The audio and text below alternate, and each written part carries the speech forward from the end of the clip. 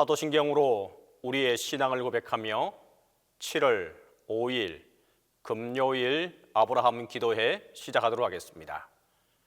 나는 전능하신 아버지 하나님 천지의 창조주를 믿습니다. 나는 그의 유일하신 아들 우리 주 예수 그리스도를 믿습니다. 그는 성령으로 잉태되어 동정녀 마리아에게서 나시고 본디오 빌라도에게 고난을 받아 십자가에 못 박혀 죽으시고 장사된 지 사흘 만에 죽은 자 가운데서 다시 살아나셨으며 하늘에 오르시어 전능하신 아버지 하나님 우편에 앉아 계시다가 거기로부터 살아있는 자와 죽은 자를 심판하러 오십니다. 나는 성령을 믿으며 거룩한 공교회와 성도의 교제와 죄를 용서받는 것과 몸의 부활과 영생을 믿습니다.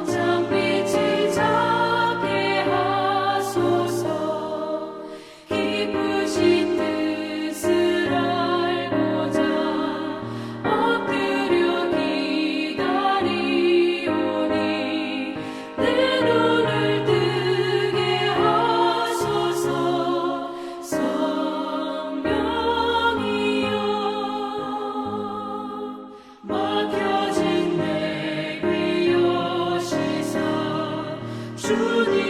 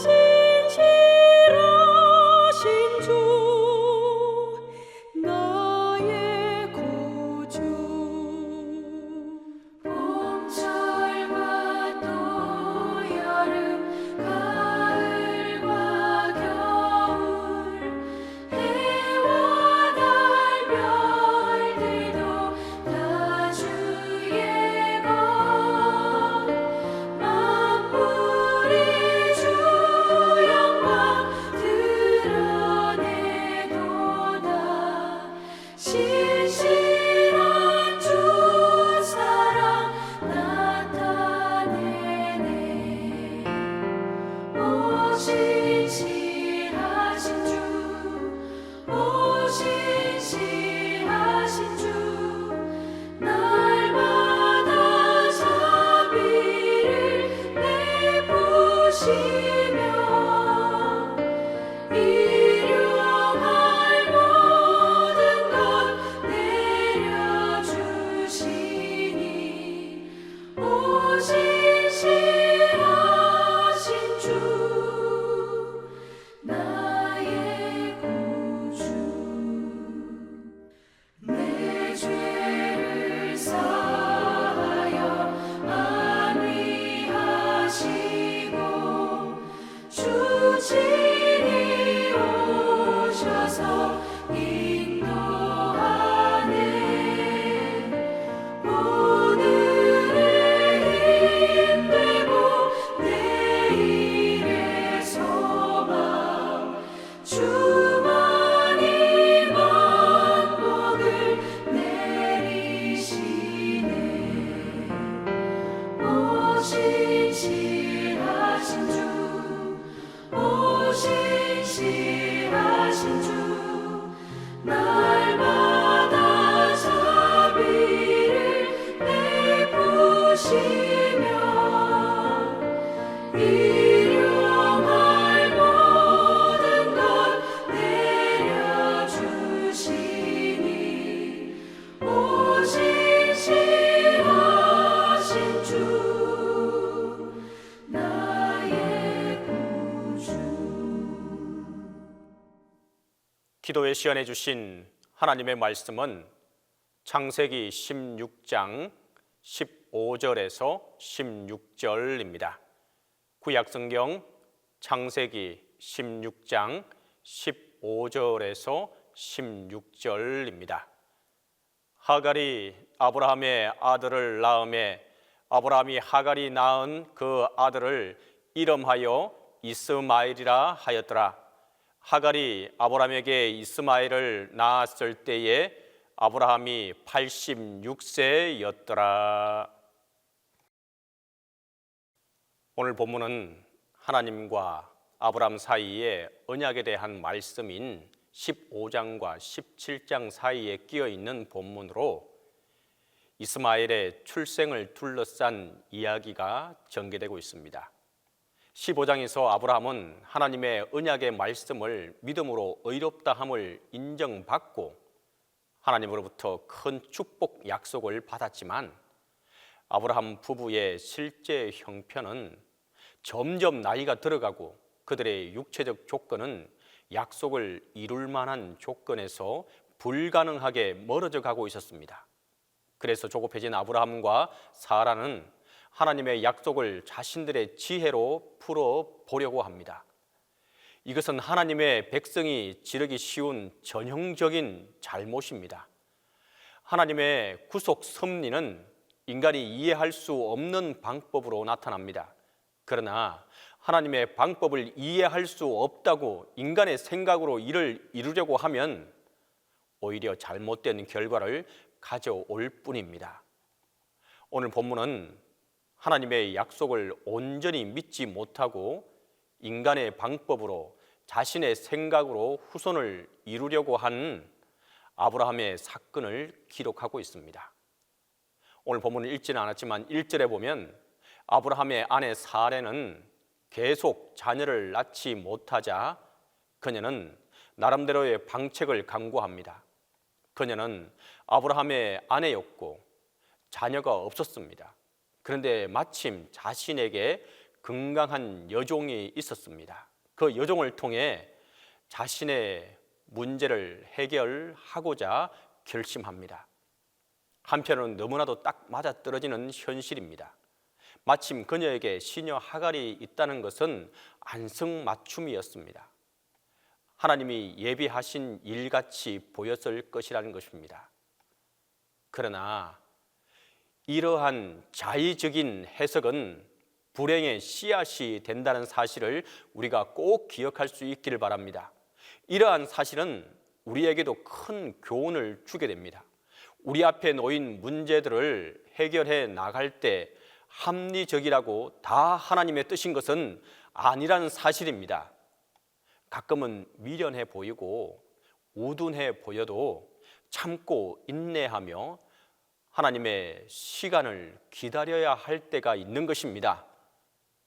목회자로서의 사역을 해 가다 보면 미련할 만큼 우직함을 요구할 때도 많이 있는 것을 경험하게 됩니다. 그러나 한편으로는 사례의 일과 같이 결정은 자녀가 없는 아내가 남편에게 처벌 권하는 당시의 관행을 따를 수밖에 없는 형편도 충분히 이해합니다. 그렇기 때문에 사라에게 믿음이 없다고 무조건 나무랄 수는 없을 것입니다. 당시에는 이것이 아내의 의무이자 권리이기도 했습니다.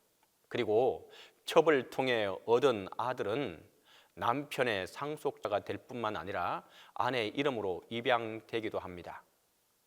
우리나라 말로 하면 씨바지 개념입니다.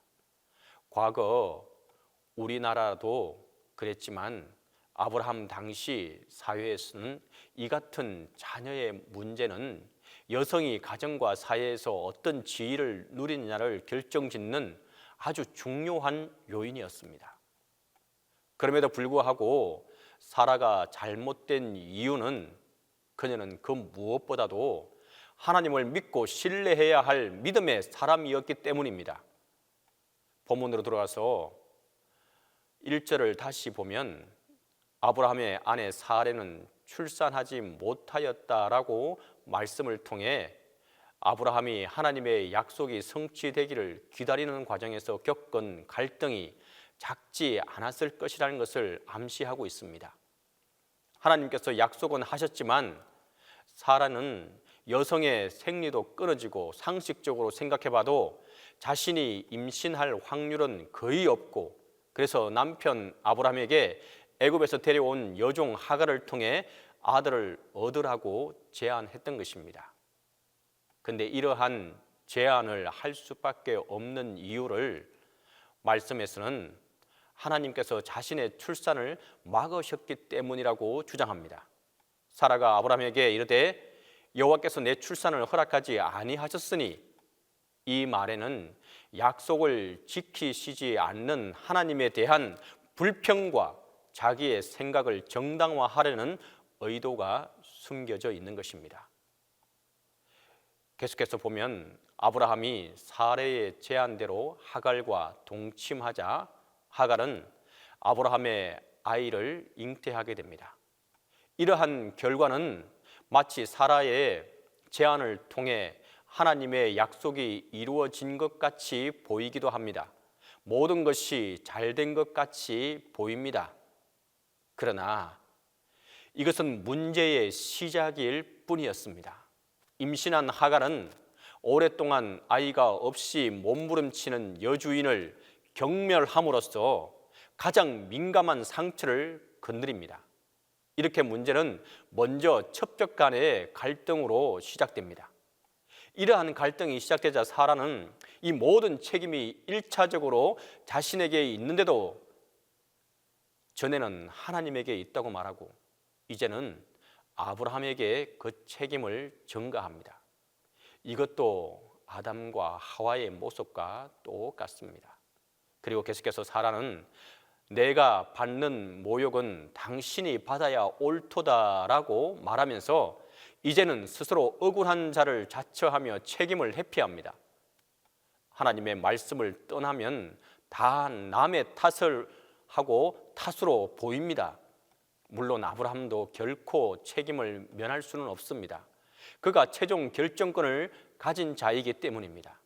아브라함이 갈등을 해소하기 위해 할 수 없이 사레의 권리를 인정하자 사라는 곧바로 하갈을 학대하기 시작합니다. 그리고 학대를 견디다 못한 하갈은 임신한 몸으로 광야로 도망하게 됩니다. 두 사람 간의 갈등은 해결의 실마리를 찾지 못한 채 파국으로 치닫게 됩니다. 물론 파국의 결정적인 원인은 하갈에게 있습니다. 하갈은 자신이 종의 신분이면서도 아브라함의 씨를 잉태했다는 사실에 스스로 교만해졌습니다. 그녀는 아마 자신이 자녀를 낳으면 아브라함의 사랑을 독차지한 후 사라가 추방될 것이라고 생각했을지도 모릅니다. 하갈은 여전히 사라의 종이었지만 아브라함의 씨를 잉태했다는 사실 때문에 종의 마음가짐과 태도에서 벗어난 행동을 하며 여주인 사라를 멸시하기 시작했던 것입니다. 그러자 사라는 하갈의 교만과 자신을 멸시하는 태도에 분노하며 아브라함에게 원망했습니다. 그리고 아브라함은 아내 사라의 원망을 받아들이고 하갈에 대한 사라의 권한을 인정하게 됩니다. 그리하여 사라는 하갈을 학대하였고 하갈은 계속되는 여주인의 사라의 핍박이 감당하기 어려워서 도망하게 된 것입니다. 하갈의 일로 아브라함의 가정은 평화가 사라지고 걱정과 근심이 계속되게 됩니다. 우리가 성경을 읽으며 자주 느끼는 것은 약속을 바라보며 오래 참고 견딘다는 것이 얼마나 어려운가 하는 것입니다. 하나님의 주신 약속을 받기 위해서는 많은 인내가 필요합니다. 심을 때가 있고 김을 맬 때가 있고 추수할 때가 있는 것입니다. 히브리서 10장 36절에도 이렇게 말합니다. 너희에게 인내가 필요함은 너희가 하나님의 뜻을 행한 후에 약속을 받기 위함이라. 그러므로 우리는 오늘 본문의 교훈을 통해 서두르지 말고 끝까지 하나님의 말씀을 지키고 인내하는 것이 복받는 지름길임을 다시 한번 우리 모두가 기억할 수 있는 이 새벽에 될 수 있기를 간절히 바랍니다. 우리 이 시간 함께 기도하도록 하겠습니다. 첫 번째로 우리가 인내함으로 하나님의 약속을 지켜나갈 수 있도록 해달라고 기도하겠습니다. 두 번째로 다음 주면 이제 돌아오는 주면 맥주 감사 주일로 맞이하게 됩니다. 우리가 전반기를 감사함으로 마무리할 수 있게 해주신 것에 대해서 주님께 감사의 기도를 드리겠습니다. 세 번째로 동신교회와 담임 목사님을 위해서 함께 기도하겠습니다. 함께 기도합니다. 사랑과 은혜가 많으시고 좋으신 아버지 하나님, 은혜와 사랑을 감사하고 감사합니다. 주님, 우리에게 인내함을 주시고 하나님께서 약속하신 그 약속을 우리가 끝까지 붙들고 끝까지 믿고 의지하며 주님의 뜻을, 주님의 약속을, 주님의 언약을 따라가는 우리의 삶이 되게 도와 주시옵소서. 인간적인 생각으로 그 모든 것을 해결해 가려고 하는 우리의 아집과 우리의 고집과 우리의 교만함을 벗어 던질 수 있도록 하나님께서 함께해 주시옵소서. 오직 하나님과의 약속을 끝까지 붙들고 따라가는 우리의 삶이 되게 도와 주시옵소서. 그렇게 했을 때에 하나님께로 오는 참 복된 복을 온전히 누리며 살아가는 우리의 삶이 되게 도와 주시옵소서. 주님 또한 감사하고 감사합니다. 2024년 전반기를 온전히 마치게 하시고 지금까지 함께 하시고 우리를 도우시고 인도하신 그 은혜와 사랑에 하나님 감사하고 감사를 표합니다. 주님, 남은 2024년 하반기도 하나님의 은혜와 사랑을 기대하며 나아갑니다. 주님의 은혜와 사랑이 우리 모두에게 함께하게 도와주시고 또한 돌아오는 이번 주 맥주 감사 주일로 지키게 됩니다. 주님, 우리가 온전한 감사를 하나님께 올려드림으로 주님께서 베풀어 주시는 귀한 복을 누리며 살아가는 우리 모든 동신교회 식구들이 되게 도와 주시옵소서. 주님, 이 시간 또한 간절히 바라고 기도하는 것은 동신교회와 담임 목사님을 위해서 기도합니다. 주님, 동신교회에 속한 모든 이들이 하나님의 은혜와 사랑을 누리며 살아가며 감사하며 나아갈 수 있도록 도와주시옵소서. 또한 아파하고 힘들어하는 이들도 있습니다. 주님의 은혜와 사랑 가운데 치유하심과 회복과 그리고 또한 형통의 복으로 하나님 함께해 주시옵소서. 온전한 회복과 치유와 형통이 함께하는 우리 동신 모든 가족들이 되게 도와주시옵소서. 담임 목사님 영육간에 강건케 붙들어 주시고 영육간에 강건함으로 하나님 함께해 주시옵소서. 목회에 나가실 때 주님의 은혜와 사랑이 함께하고 주님께서 주시는 지혜로 그 모든 일들을 이루어 나가고 하나님께서 원하시는 방법대로 이루어가는 귀한 목회가 되게 도와 주시옵소서. 이제는 주님께서 가르쳐 주신 기도로 기도해 마치도록 하겠습니다. 하늘에 계신 우리 아버지, 아버지의 이름을 거룩하게 하시며 아버지의 나라가 오게 하시며 아버지의 뜻이 하늘에서와 같이 땅에서도 이루어지게 하소서. 오늘 우리에게 일용한 양식을 주시고 우리가 우리에게 잘못한 사람을 용서하여 준 것 같이 우리 죄를 용서하여 주시고 우리를 시험에 빠지지 않게 하시고 악에서 구하소서. 나라와 권능과 영광이 영원히 아버지의 것입니다.